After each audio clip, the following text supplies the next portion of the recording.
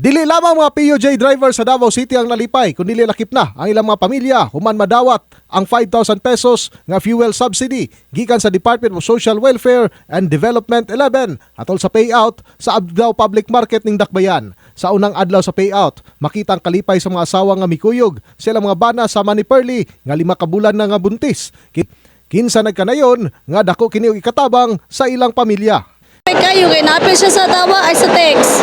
Butang gikarakara din ako siya panhi. Sila Annalyn ug Teresa, may padayag usab nga ang maong kantidad makatabang na silang inado-adlaw nga galastuhan sa panimalay, labi na nga apektado ilang budget tungod sa sige pagsaka sa presyo sa produktong petrolyo. Palit mig bugas, sudan, ug mga kinahanglanon sa balay. So nagpasalamat po Pasalamat po ko nga giingnan ko niya nga naado siya madawat nga kuan ayuda. Lang may na lang ipalit ang bugas, pagkuhan, panodan, kanang nay obligasyon sa eskwelahan o kanang sa mga bill.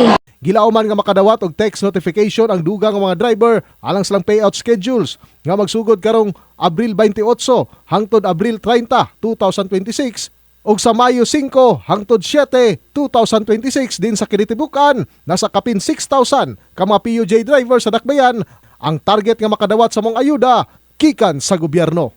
In the heart of changing lives, ako si Brigada Julius Pacot alang sa 93.1 Brigada News FM Davao, the Music and News Authority.